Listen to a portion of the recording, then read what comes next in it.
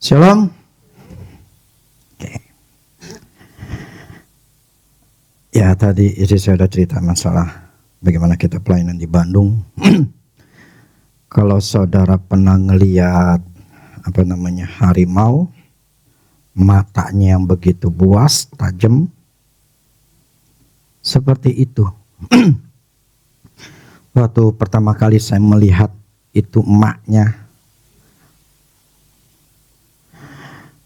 itu kelihatan banget tajam, buas, benar-benar kelihatan sekali.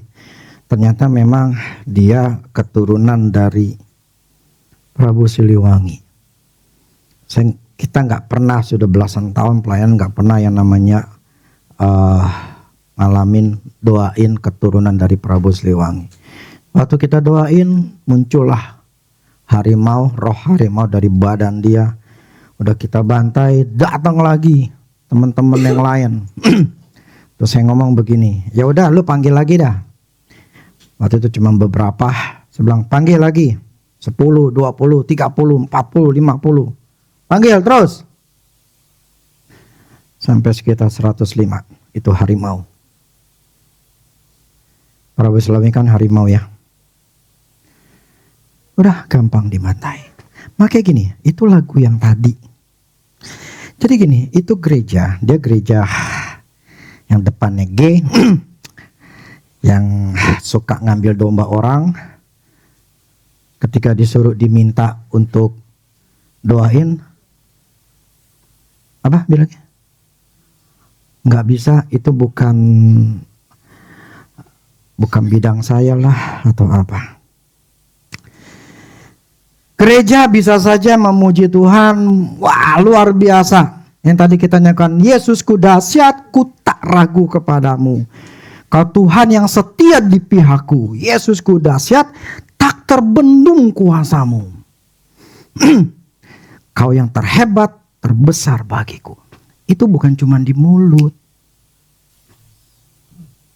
Itu bukan cuma nyanyi di gereja dengan begitu sound system yang bagus. Faktanya ketika ada jemaat bermasalah yang dikuasai sama setan, gimana? Banyak gereja bilang, wah itu bukan karunianya saya, itu bukan bidangnya saya. Tuhan mengatakan kau sudah diberikan kuasa. Gak ada tulisannya hanya orang-orang khusus. Gak ada. Mereka hanya malas dan takut. Ada satu pendeta katanya datang ke situ, dia cuma ngelihat cengak-cenguk, dilihat ada roh jahat. Waduh, saya nggak bisa, nggak sanggup. Dia pulang. Tapi kalau di gereja nanyanya Yesusku dahsyat. Tapi ketika dihadapin sebuah masalah, ini ada orang yang terbelenggu, orang yang dikuasai sama setan. Sorry, saya nyerah.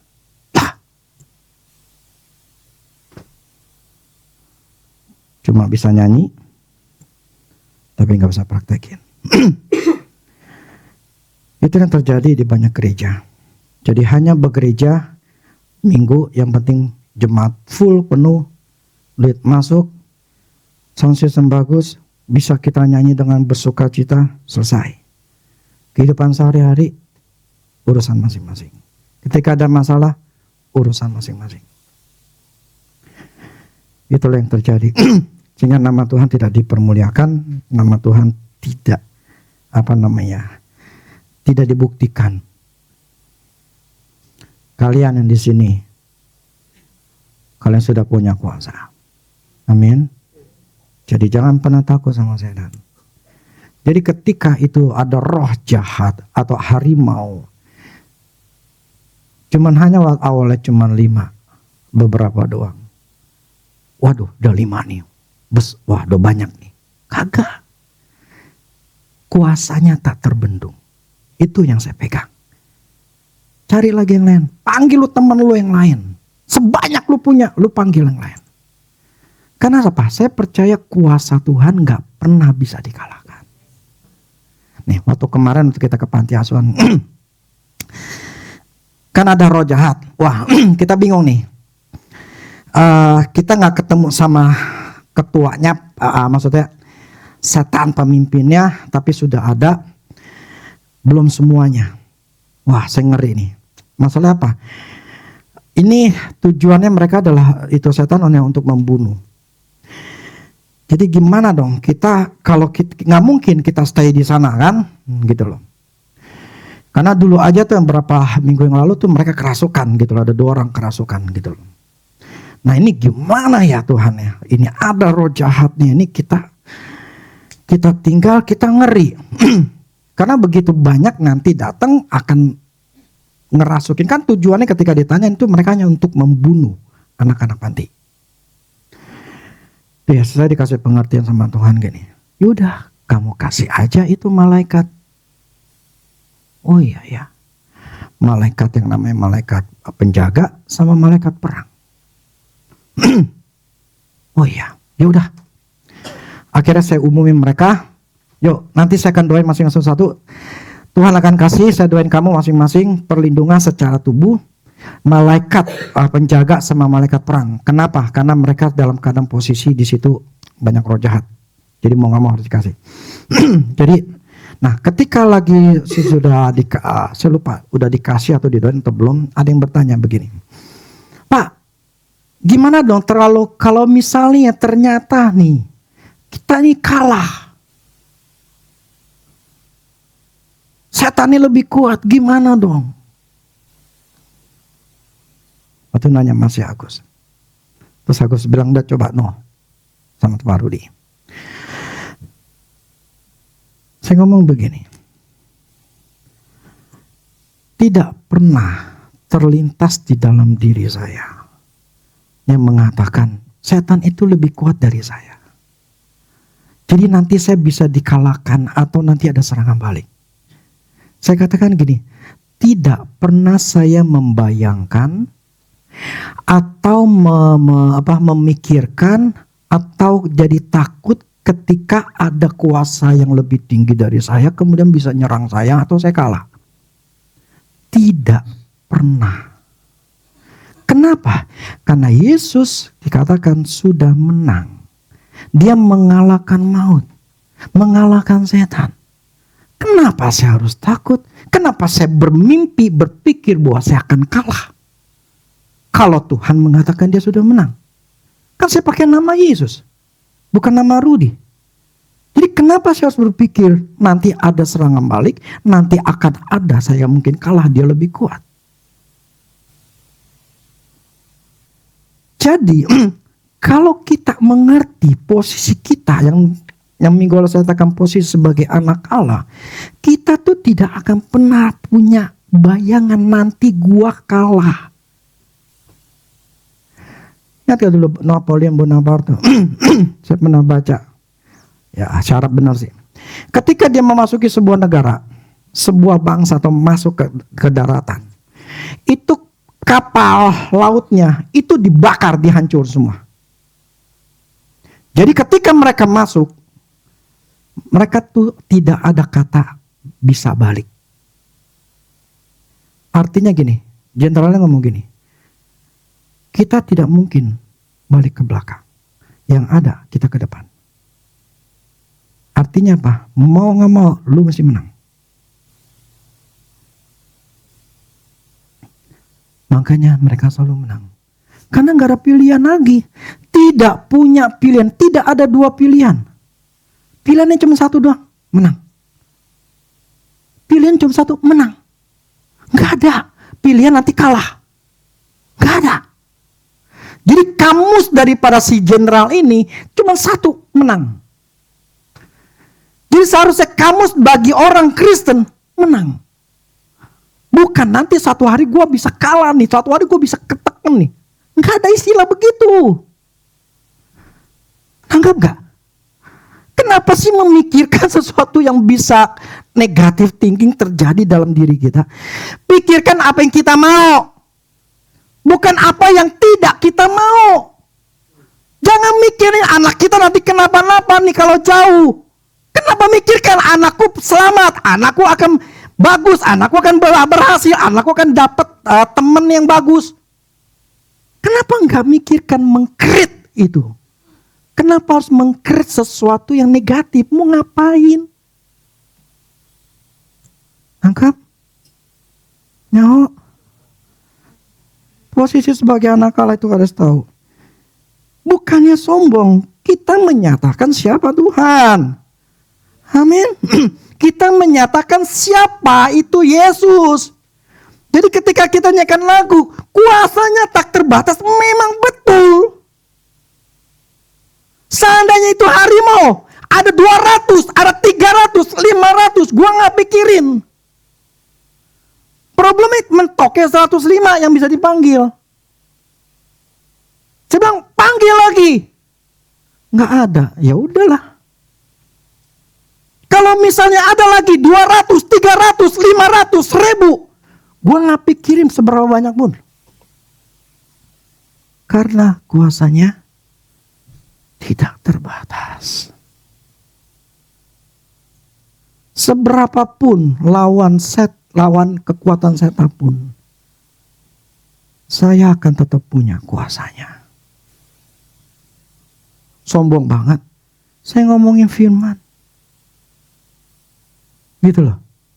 Yang dimana kuasa Tuhan itu jauh lebih besar. Firman katakan kita menginjak kalajengking. No fear. Amin. No fear. Tidak ada takut. Nanti saya kebayang nih, nanti kita retret. Yuk, kita hunting setan yuk. Kita cari setan yuk. Ya, nanti kita coba di mana wilayah yang bisa kita masuk ke hutan gitu. Kita hunting setan.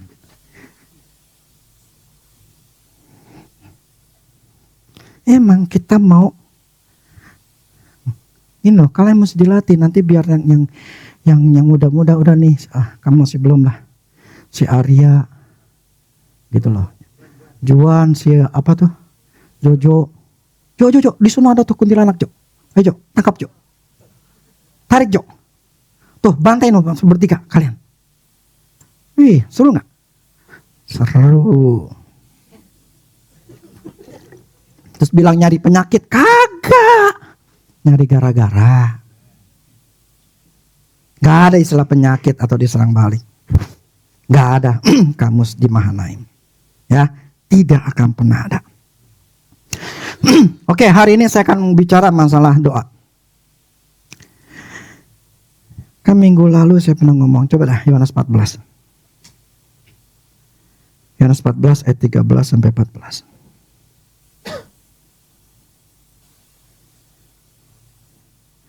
Dan apa juga yang kamu minta dalam namaku, aku akan melakukannya.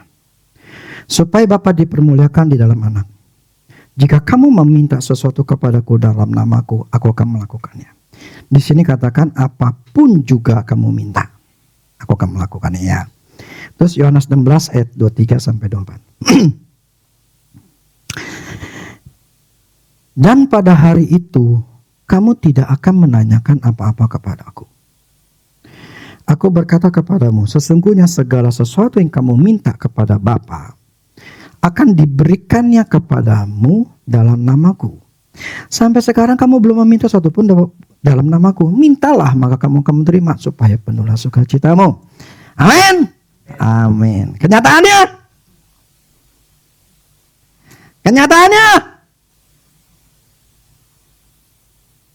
enggak.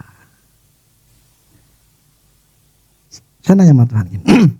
Ini yang saya bilang, waktu malam saya jalan, saya sampai ke dia lagi aerobik, saya jalan. Saya bertanya masalah ini. Tuhan, ini firman-Mu katakan begini. Tetapi yang saya tahu, banyak yang nggak ngalamin nih Tuhan. Firman-Mu katakan apa saja kamu minta, aku akan lakukan. Gitu loh. Mintalah maka kamu akan nerima. Supaya penuhlah sukacitamu. Tapi kenyataannya mereka berdoa enggak terima-terima.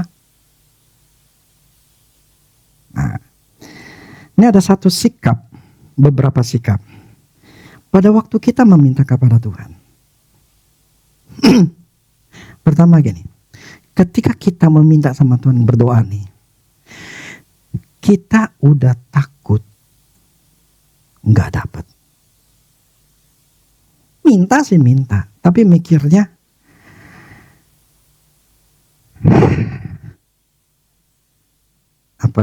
apa bisa gue dapat orderan ini? Apakah gue? Karena selama ini gue nggak dapat. Selama ini ya nihil. Jadi ketika kita meminta, trauma masa lalu muncul membuat kita jadi nggak berani. Nggak beraninya karena kita punya alasan dulu itu nggak dapet gitu loh. Gua minta lagi ya belum tentu dapet. Itu sikap hati yang pertama. Sikap hatinya kedua. Yang kedua begini, nggak yakin nih waktu gua minta sama Tuhan, Tuhan mau dengerin gua nggak ya? Tuhan apakah mau jawab ya? Apakah Tuhan bersedia mau melakukan atau mau jawab doa saya? Tuhannya mau enggak? Yang tadi yang pertama, hatinya itu belum tentu. Yang kedua ini, Tuhannya mau apa enggak? Yang ketiga, sekarang ke diri sendiri lagi. Enggak yakin bahwa saya ini bisa punya iman, bahwa saya nih punya keyakinan bahwa saya bisa dapetin janjinya Tuhan. Ketika minta, mikir lagi, apa gue bisa ya? Apakah gue bisa dapet ya? Apa gue punya iman gak? Gue punya keyakinan gak ya? Karena itu muncul dalam hati kita ada sebuah negatif thinking, sebuah kenegatifan itu muncul.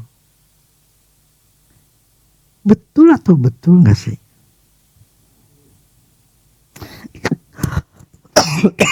Yang keempat, ketika kita meminta, gak tahu harus berbuat apa supaya Tuhan mau jawab, sehingga sudah mikirin, oke, gua akan doa puasa, gua akan lakuin, gua baca Alkitab. Gue pagi gue baca Alkitab, gue siang baca Alkitab, sore gue baca Alkitab. Biar Tuhan lihat gue sungguh-sungguh.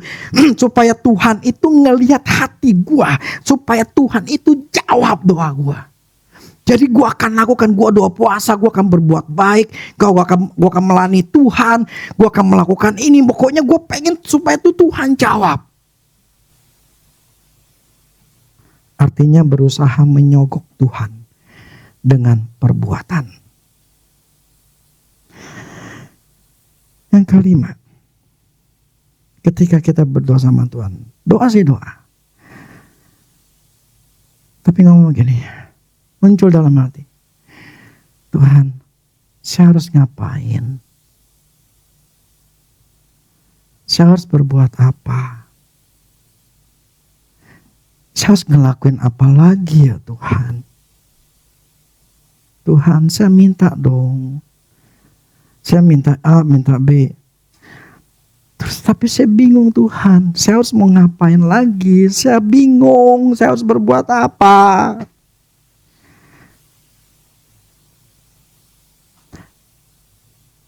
Betul atau betul?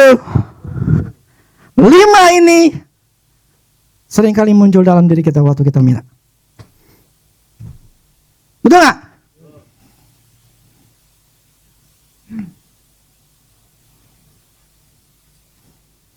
Terus saya tanya sama Tuhan. Tuhan,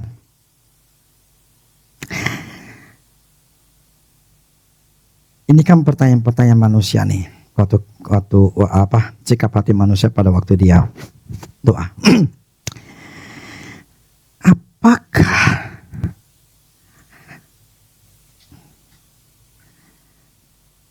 ya secara kasar gini, apakah Tuhan engkau menghalang-halangi jawaban doa.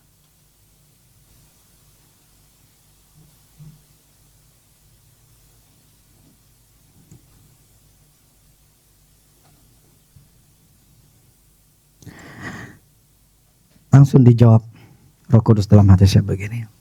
Rudy, aku tidak menghalangi untuk aku memberkati umatku. Justru mereka lah yang menghalang-halangi aku untuk memberkati. Kaget ya.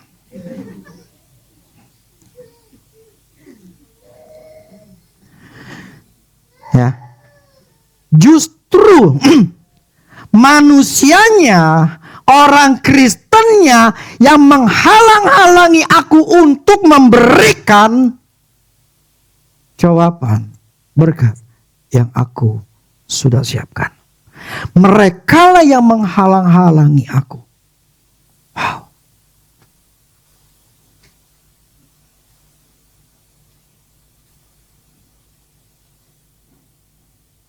Terus saya tanya sama Tuhan.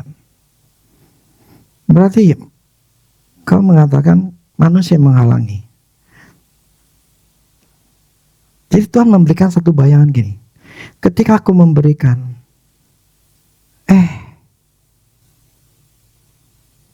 ada tembok. Yang ketika aku memberikan, itu tembok menghalangi aku.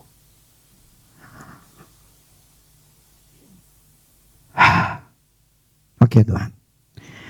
Jadi apa alasan atau penghalang-penghalang apa yang membuat doa kita, doa sama orang umat Kristen itu atau manusia itu tidak bisa terjawab? Karena tadi saya katakan firman Allah katakan begini. Apapun yang kau minta dalam namaku, aku akan melakukannya. Mintalah, kamu akan terima supaya engkau senang. Cuman dua pertanyaannya. Tuhan berbohong atau manusianya?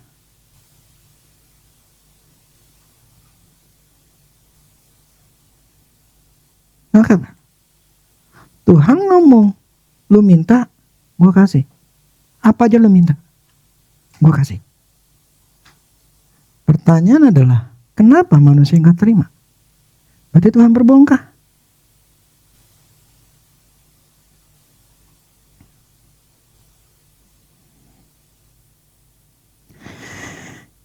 Oke, jawabannya begini. Kenapa Tuhan itu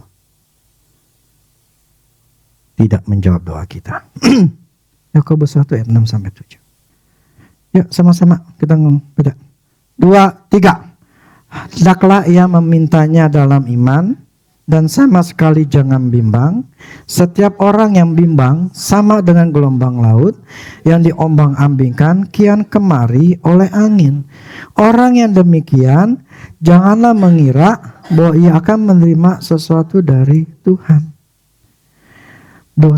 Jadi gini, yang membuat Tuhan tidak bisa menjawab karena ketidakpercayaan.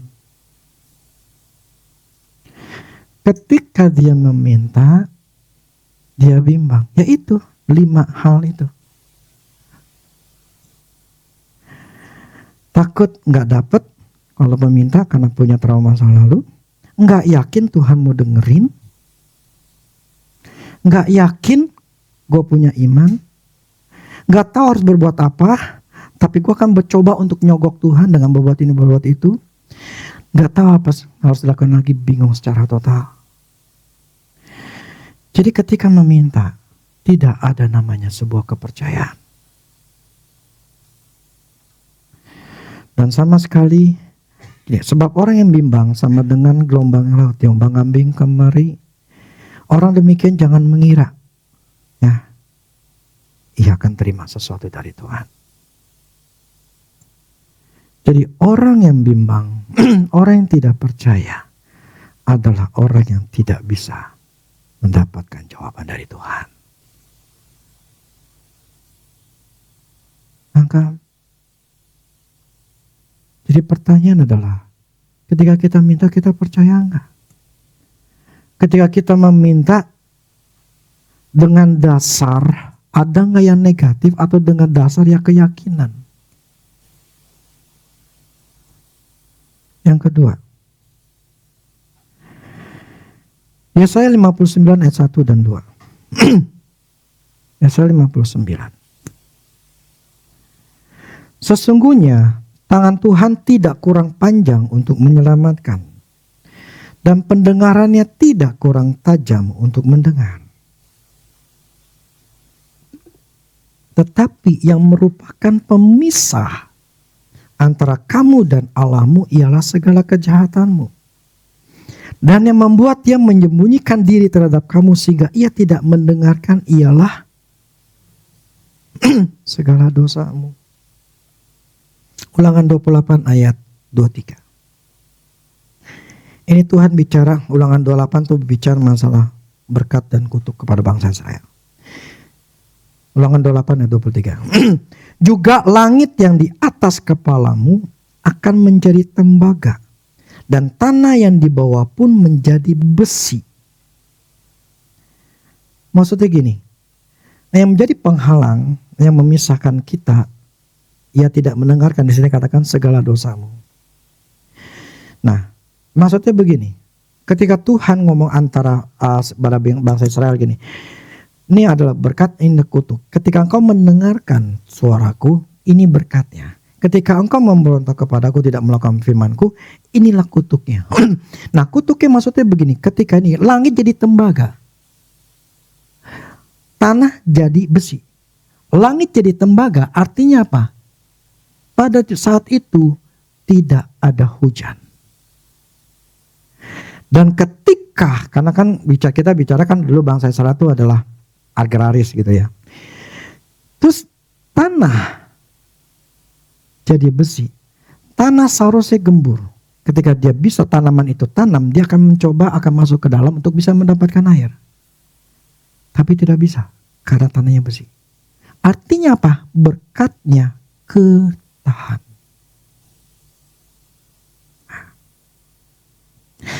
Pertanyaannya begini. Pemisah antara kamu dan Allahmu adalah segala kejahatanmu. Kenapa dia membuat menyembunyikan diri terhadap kamu sehingga ia tidak mendengarkan? Ialah segala dosamu.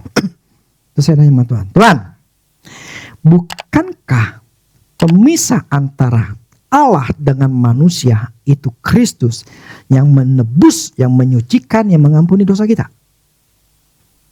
Tidak ada lagi dong pemisah.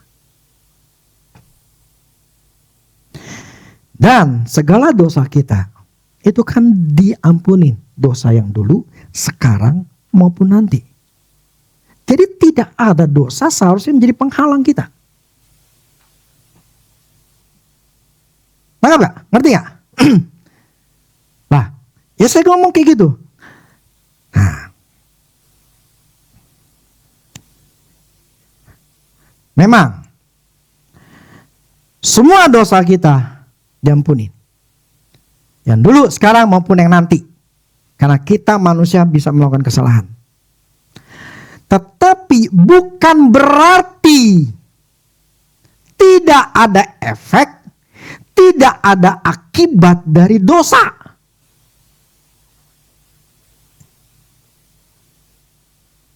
Semua setiap perbuatan kita mau baik maupun jahat, semua pasti ada efek, ada akibat, sebab dan akibat dari perbuatan kita. Nggak ada yang gratis. Di dalam dunia ini setiap perbuatan kita nggak ada yang gratis atau tidak ada sesuatu yang terjadi apa-apa next time. Semua akan selalu ada akibatnya. Ketika kita melakukan dosa, kita itu membuka setan kerja.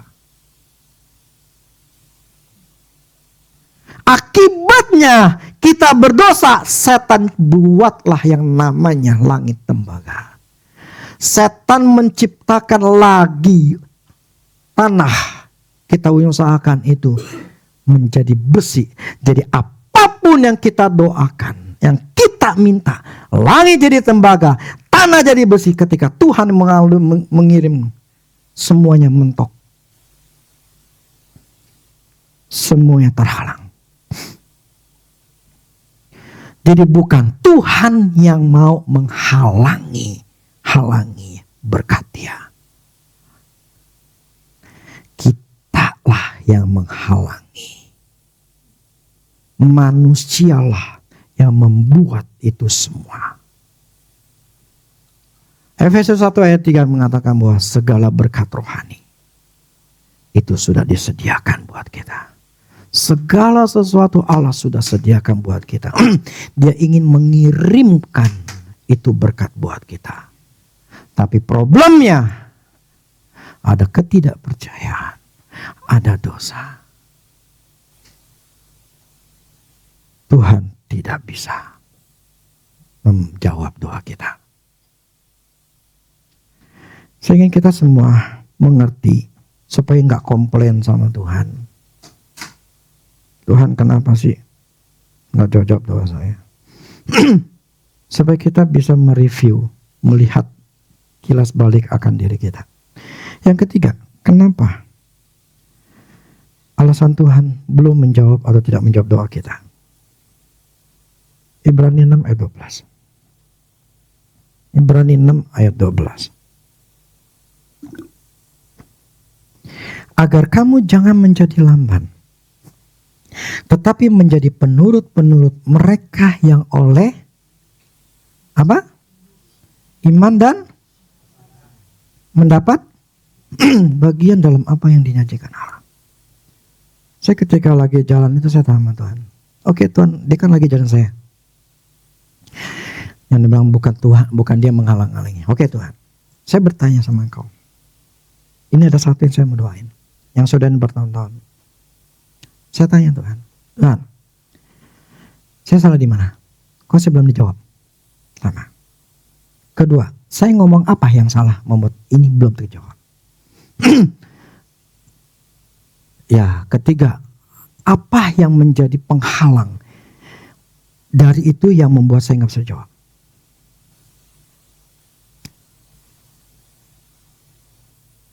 Kan ngomong saya begini. Pertama saya bilang, dalam diri saya apakah saya ada penghalang? Tidak ada. Maksud saya karakter, sifat atau apa? Tidak ada. Yang kedua, apakah mulut saya pernah salah? Karena dulu saya pernah salah. Dulu saya pernah melakukan kesalahan, istilahnya kasusnya beda ya. Ketika saya beresin mulut saya, selesai. Doa saya kejawab. Jadi saya bertanya lagi, apakah saya pernah ngomong salah? Enggak. Oke. Apakah ini Tuhan? Enggak. Oke Tuhan, terus kenapa? Belum jawab-jawab. Belum waktunya.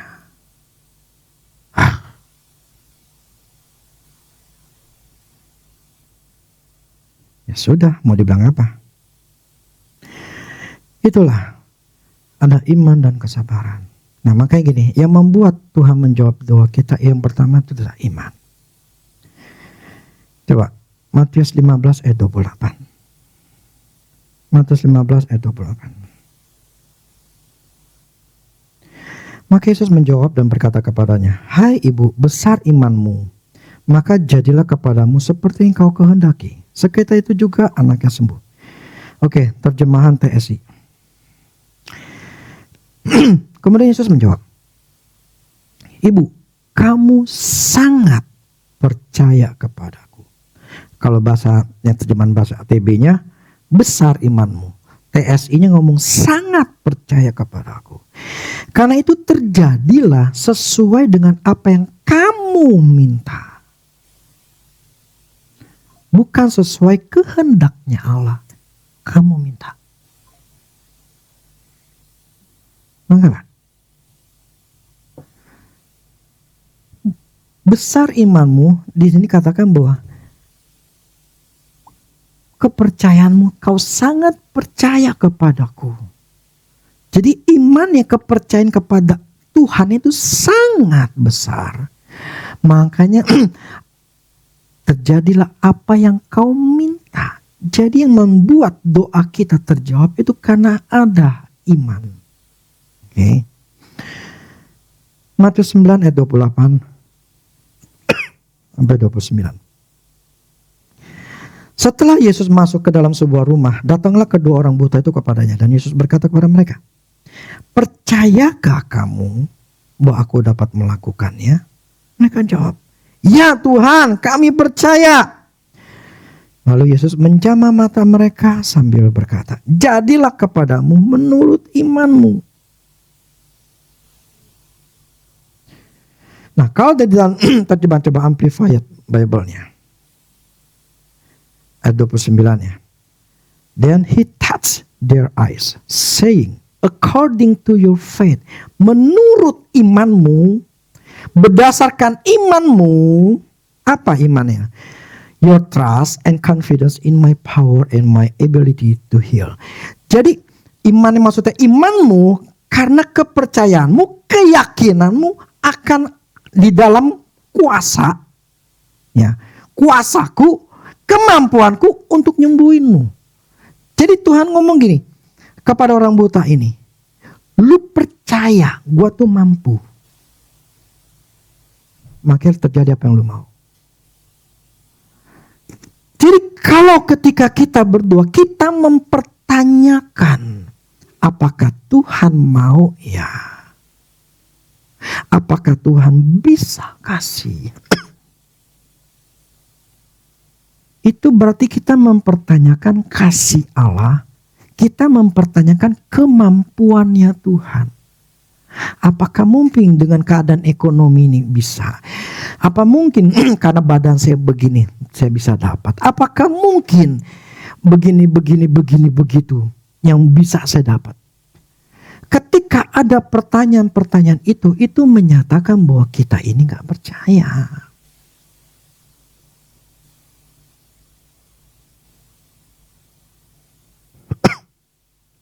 Anggapnya ketidakpercayaan itu. Sedangkan di sini mereka orang buta sama janda yang Tuhan ngomong itu masalah makan lembar remah yang seperti anjing itu. Dia ini keyakinannya, kepercayaannya itu sangat kuat. Sama seperti tadi saya katakan, ketika saya mau perang sama itu harimau, saya punya keyakinan yang kuat. Lu mau berapa harimau, lu panggil dah. Gue gak takut. Jadi saya punya keyakinan akan nama Yesus. Tinggal gue ngomong dalam nama Yesus itu kalah, titik. Gak bisa itu damainya gue yang kalah, gak mungkin. Karena gue percaya ada kuasa nama Yesus yang bisa lakukan itu. Jadi sama seperti kita ketika kita meminta sesuatu kepada Allah, kepada Tuhan, kita ini harus punya confidence.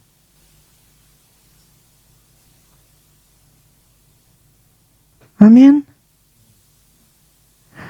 Nah, itu yang harus dihilangkan kalau ada masalah dalam hati kita.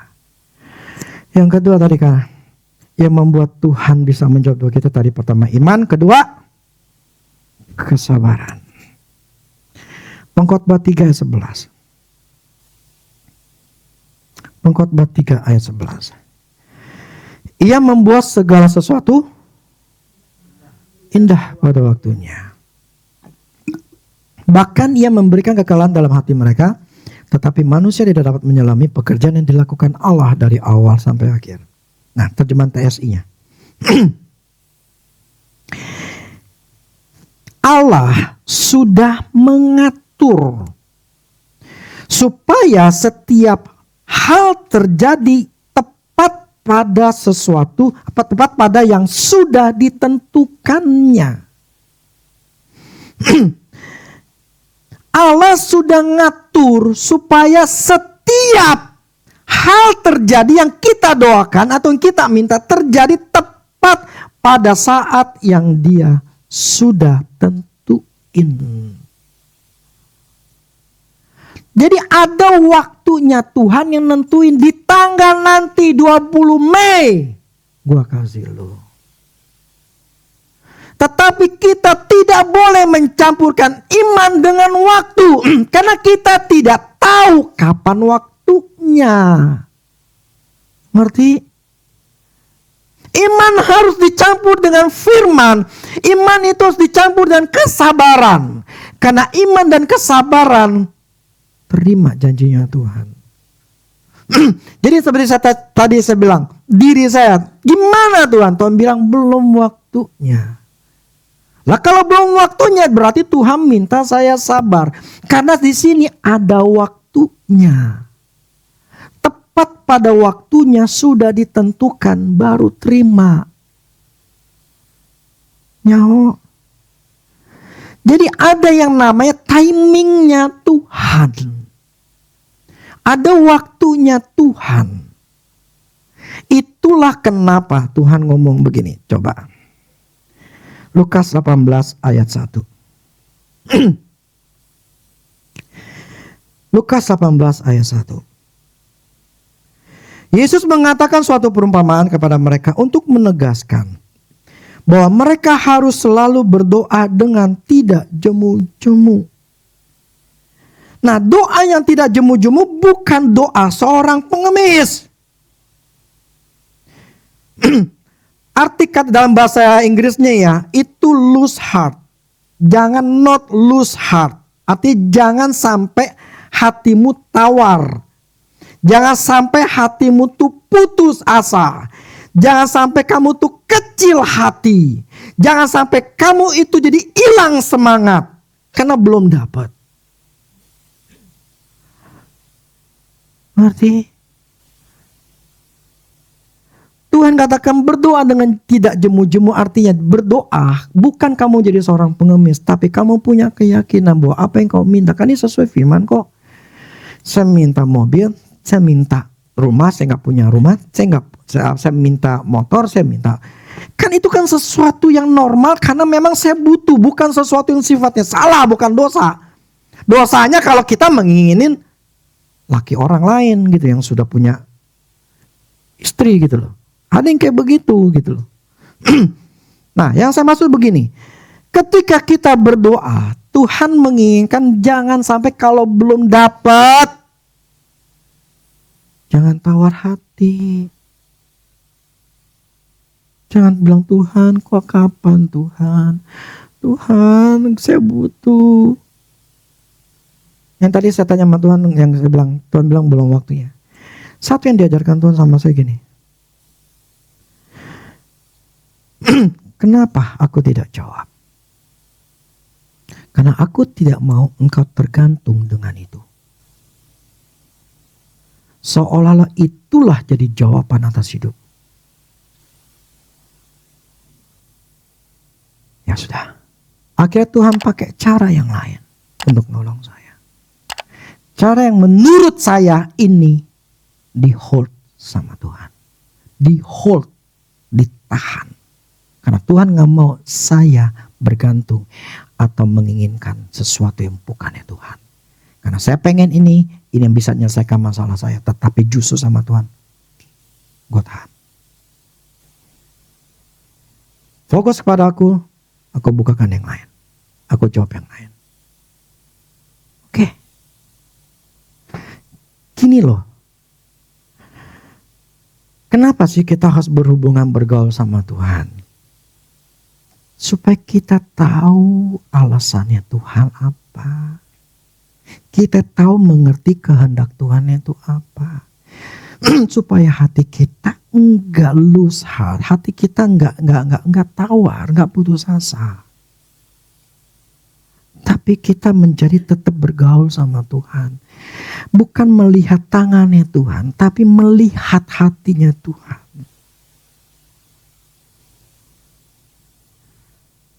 Carilah Tuhan.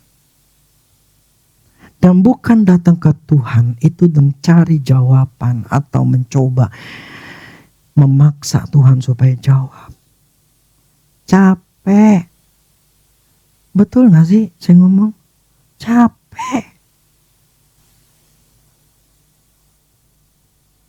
Dulu saya pernah berdoa, saya selalu ada satu yang saya doakan. Saya bilang udah cukup, kita gak usah doain lagi. Udah, saya gak doain lagi. Kenapa? Kalau saya doain itu biar saya fokus ke situ. Saya lepas. Memang belum kejawab. Udah biarinin aja. Saya bukan di situ, hidup saya adalah tergantung Tuhan, bukan tergantung apapun di sini. Jadi gini loh, kita tuh harus belajar bahwa apa yang terjadi dalam hidup kita itu sebetulnya ada sebuah pelajaran, buah pengertian yang kita seharusnya pelajarin gitu loh. Jadi kalau hari ini kita belajar masalah iman, masalah kita tuh ketika ngomong sama Tuhan dengan negative thinking terlebih dahulu. Supaya kita ngertiin di gua ini ada apa? Apakah ada ketidakpercayaan? Apakah ada dosa? Atau memang ini gue belum waktunya? Find out, cari. Sehingga kita itu bisa beresin. Oke, karena ketidakpercayaan. Berusaha oke nih, gue memang gak yakin nih. You fight. Untuk membuang ketidakyakinan atau ketidakpercayaan itu. Cara apa tadi firman Tuhan? Iman itu timbul dari pendengaran firman Kristus. Balik lagi firman. Jawaban tuh di firman. Makanya kalau orang gak suka firman Tuhan, saya bingung. Hidup itu akan telantar. Telantar apa ya? Ya gak tahu kemana, pokoknya kemana aja gitu loh. Hidupnya gak jelas. Tapi kalau kita hidup di dalam firman, firman itu terang bagi jalan kita. Cintailah firman Tuhan. Karena Allah tidak akan pernah berbohong. Ketika dia berkata, dan apa saja yang kamu minta dalam namaku, aku akan melakukannya. Jika kamu minta sesuatu kepadaku dalam namaku, aku akan melakukannya. Mintalah kepada Bapa dalam namaku. Mintalah, maka kamu akan menerima supaya penuhlah sukacita. Itu firman Allah. Pertanyaan kenapa kita nggak ngalamin ini ya? Bukan karena Tuhan berbohong, tetapi ada 3 hal yang harus kita lakukan, yang harus kita bereskan. Ketidakpercayaan, dosa, dan kesabaran. Tinggal mana yang ada di antara kamu ini? 3 ini. Apakah memang posisi sekarang memang harus sabar? It's okay. Berarti tinggal nunggu. Tetapi kalau masih ada ketidakpercayaan ini, berarti bereskan ketidakpercayaan itu. Kalau ternyata masih ada dosa, dosanya jangan hidup dalam dosa. Karena ketika kita hidup di dalam dosa, itu setan kerja. Di mana ada dosa? Setan kerja. Di mana ada kebenaran? Tuhan yang kerja. Simple. Jadi jauhilah dosa supaya setan gak bekerja. Amin. Dekatlah sama Tuhan. Hiduplah dalam kebenaran supaya Tuhan kerja. Mengerjakan hidup kita, ke anak-anak kita, kerjaan kita. Semuanya Tuhan yang kerja. Karena ada kebenaran. Simple. Jadi kalau kita mau hidup bahagia, hidup di dalam kebenaran. Hidup di dalam kekudusan. Hidup kudus. Tidak melakukan hal-hal yang jahat, hidup kudus. Tidak berzina, tidak berbohong, tidak mencuri, tidak sirikan, bla bla segala macam. Hidup di dalam kekudusan. Murni buat Tuhan. Hidupmu akan enak. Amin. Jadi ikut Tuhan itu menguntungkan. Gak bikin kita susah. Amin. Jadi hiduplah bagi Allah. Jadi hari ini kita bicara. Apa alasan Tuhan tidak menjawab doa kita? Karena ketidakpercayaan, karena ada dosa, dan karena mesti sabar. Amin. Yang sabar itu mesti susah. Yang mesti kita harus lakukan itu susah sekali. Makanya kita jangan, iman itu gak boleh dicampur dengan waktu. Gak boleh kita mikirin Tuhan kapan, Tuhan kapan. Jangan pernah. Fokus kita adalah firman Tuhan. Bukan fokus kepada jawaban. Ya. Lengkap ya. Fokusnya bukan kepada jawaban. Fokus kepada Tuhan. Kalau kita fokus kepada jawaban, kita akan capek hati. Capek hati. Kenapa? Kita akan selalu nuntut, selalu minta, selalu nuntut, selalu minta, selalu bertanya, selalu bertanya. Capek hati, capek. Betul gak sih? Tuh, Elan bilang, capek. Karena saya pernah ngalamin, capek. Jadi mendingan lepasin. Jadi waktu dulu yang kemarin tuh, beberapa minggu yang lalu tuh, nyuruh di hari Sabtu, kamu tuh sudah pada lepasin semua tuh. Setiap janjinya Tuhan, keinginan kamu tuh dilepasin. Jangan diambil lagi. Maksud diambil lagi tuh, kamu tuh mempertanyakan lagi, Tuhan kapan ya rumah saya kejual, si Elan.